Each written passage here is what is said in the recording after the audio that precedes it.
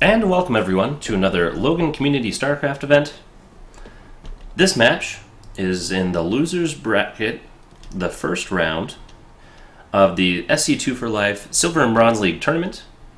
This map is Forbidden Planet. It's actually not one that I've seen played very much. I actually had to look up what the name was, and by that I mean look at the replay. And so the contestants we have here are we have Shader versus Dredj. So Shader here in the left-hand corner is actually not Shader, so don't let the name deceive you. This is actually Tuttlesons. So Tuttlesons is now playing under Shader's account, once again making it extra confusing for the caster. So if you hear me call him Shader, it's just me doing my thing. In the top right-hand corner, we have the red Terran opponent, Dredj.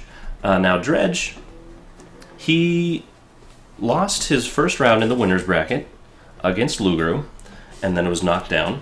And now he's chilling here in the loser's bracket, and he's given his opportunity to shine. Both of these players throwing down the very basic supply depot at the front of the base tactic.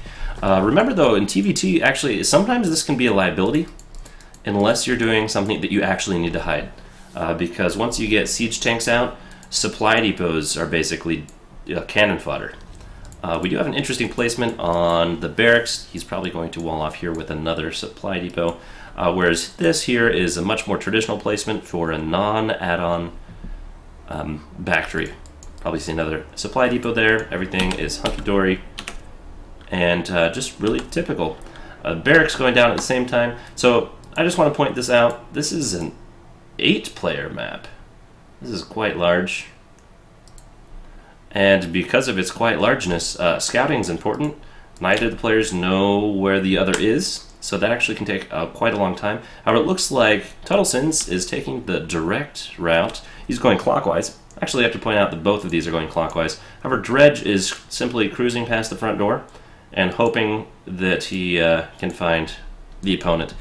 Tuttlesons is going to come in, gets there before the bunker, which is fine. Actually, there's no units in the bunker, so it's not a huge deal.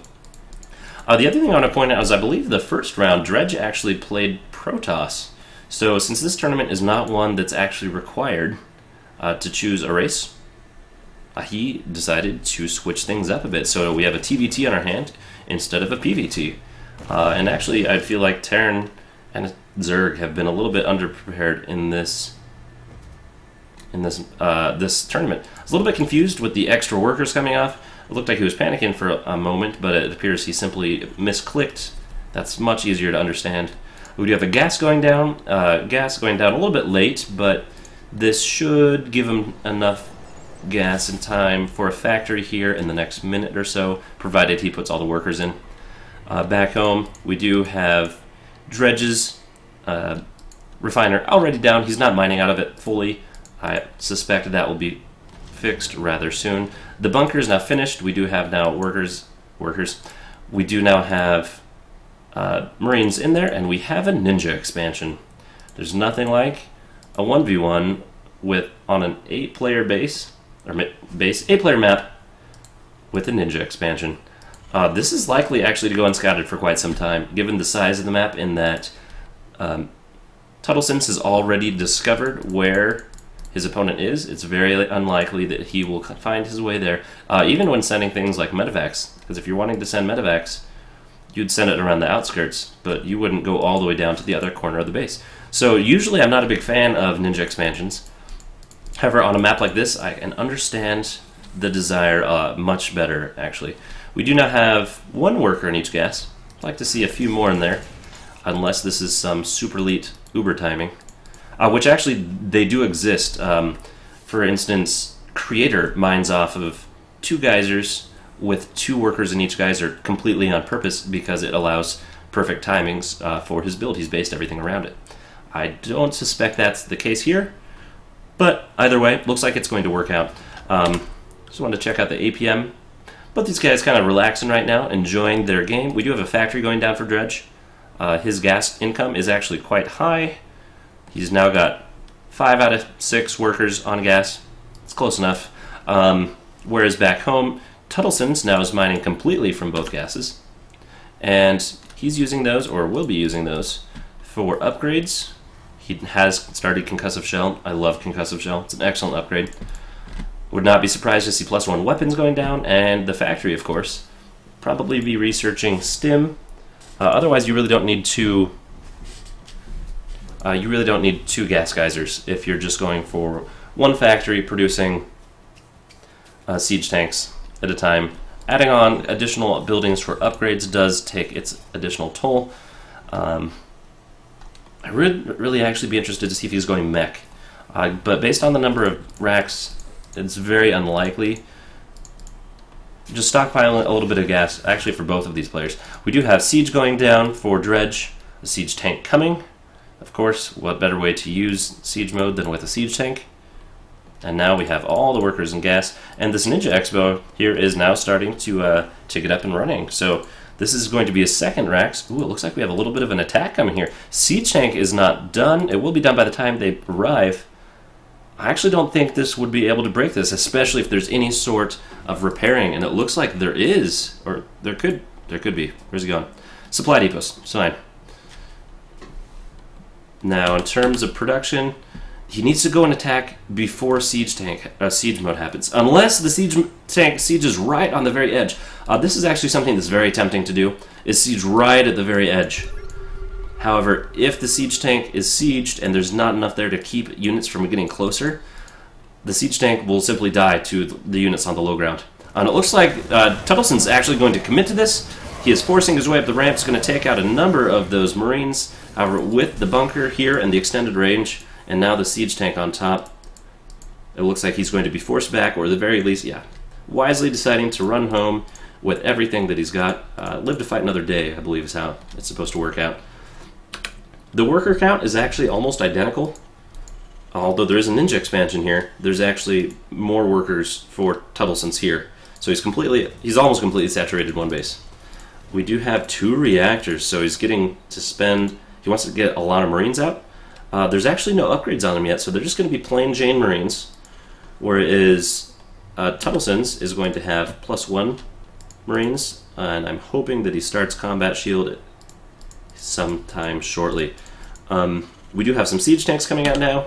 Still no siege mode. I wonder if he's been playing some Heart of the Swarm, where siege mode does not cost any money to research, and because it's already researched. Not that it doesn't cost money, it just doesn't, you don't have to research it.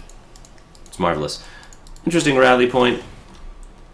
Some SCVs hanging out, eyeing each other, trying to figure out what each one is going to do. And it looks like, is Tuttlesons going to go scout, or is he going for semi-protected expo? I would guess that. Looks like he's going to be turning, no, he's actually continuing to scout. He is scouting. I would actually like to give excellent props here. I give a virtual high five.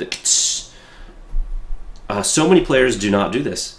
They assume that what they see is all that their opponent has, and so frequently this is not the case.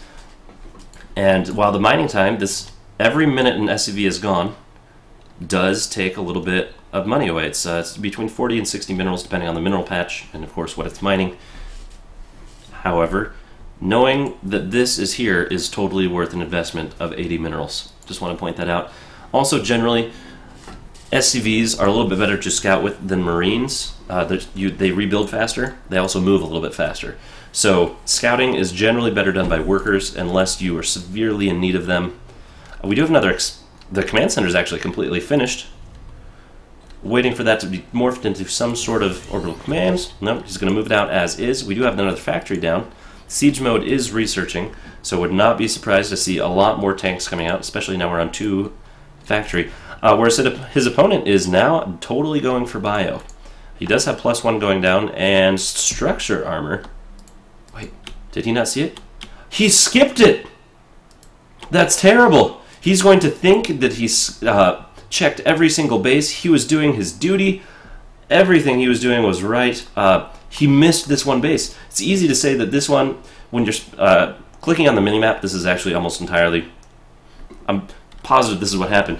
Click on the minimap and you just shift click around the edge, and he just missed one. That's brutal. Because this base right here, while it has a lot of Marines, it's not actually very well defended because the army is actually completely split. There is a sensor tower here, so Dredj does completely know that there are units here. Whatever this mystery unit is. Siege tank. It's excellent placement, actually.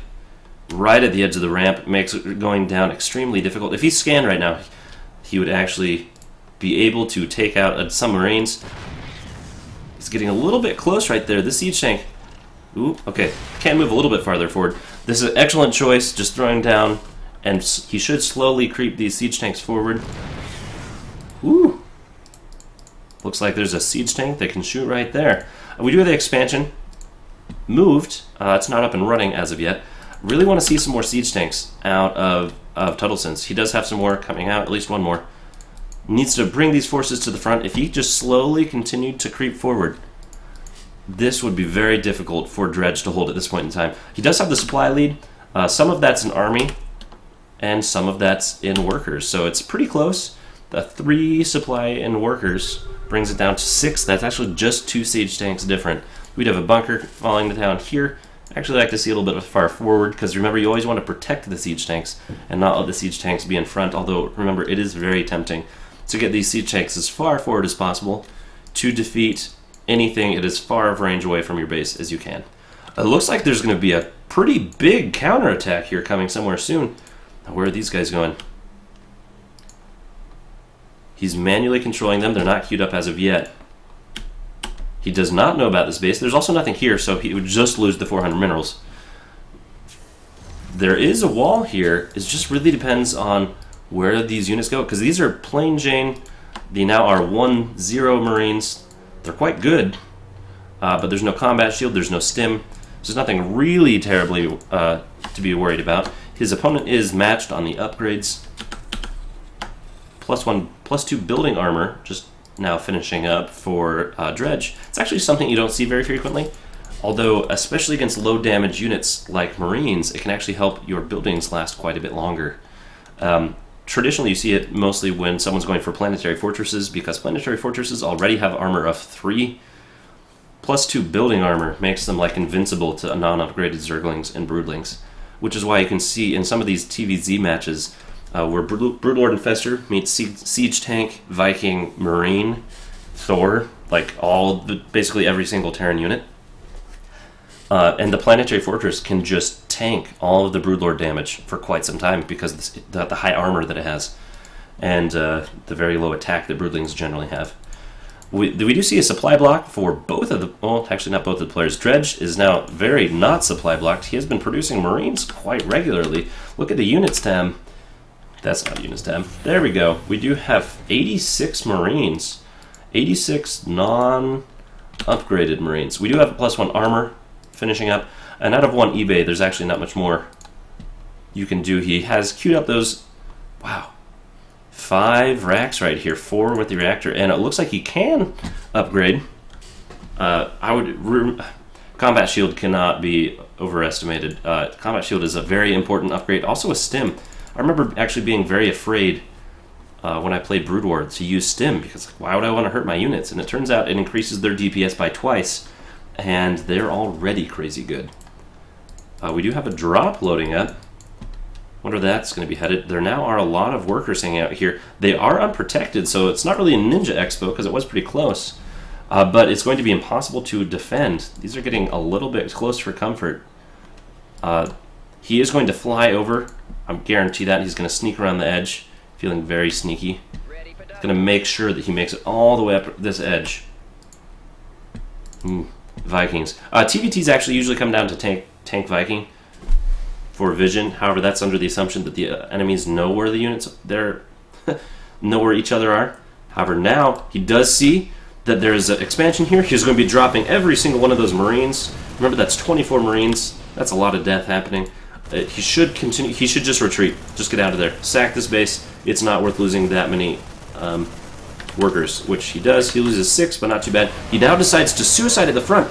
He needs to rush up the ramp and focus down this siege tank. It's the siege tanks that he needs to poke up and see.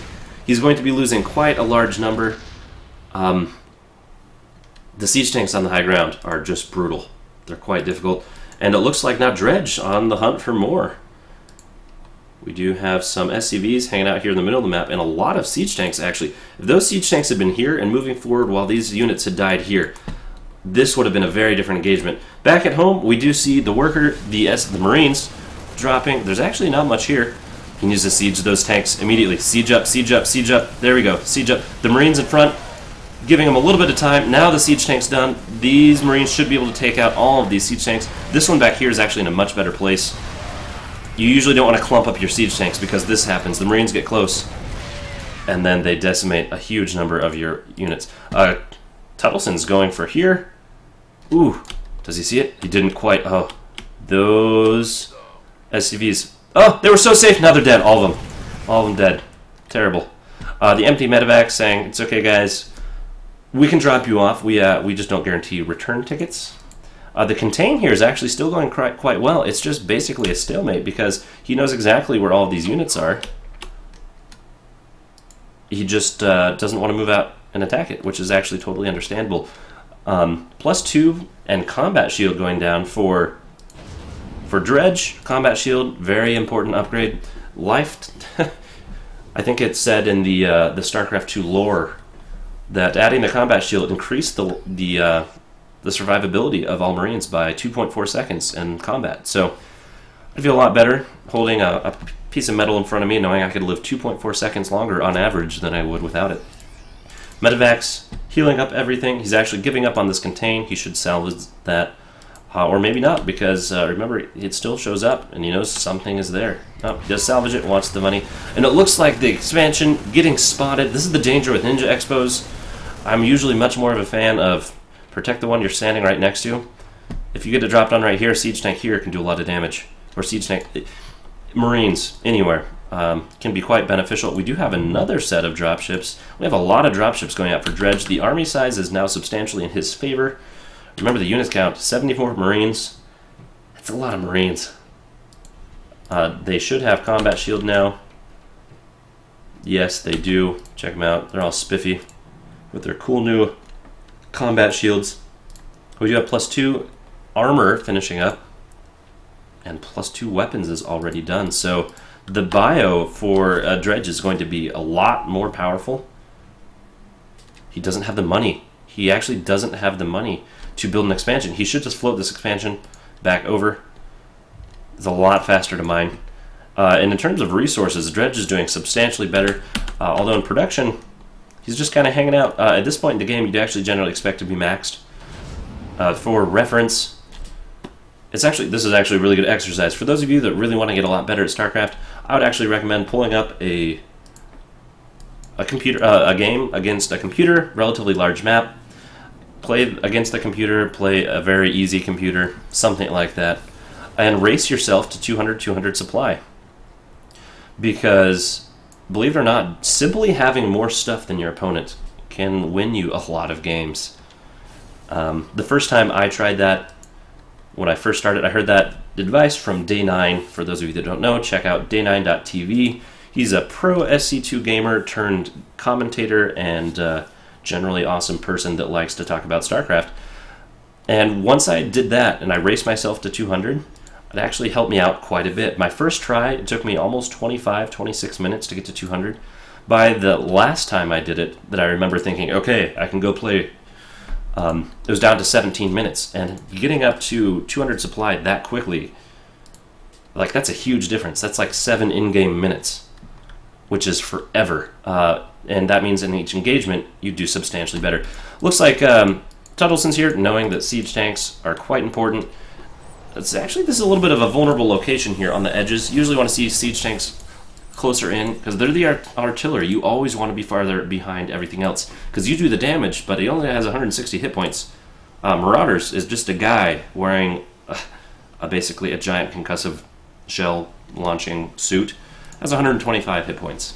And a whole bunch of those standing in front allow the siege tanks in back to do a whole bunch more damage. Looks like we have a giant doom drop coming to Tuttleson's base. This is, wow, 7 dropships.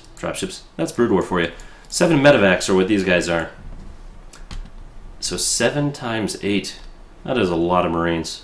We also have a huge number of Marines out here as well. Kind of confused what these Marines have been doing throughout most of the game. Generally, you want to be checking quite a bit more with all those Marines, because bio is actually a little bit better in smaller sized clumps.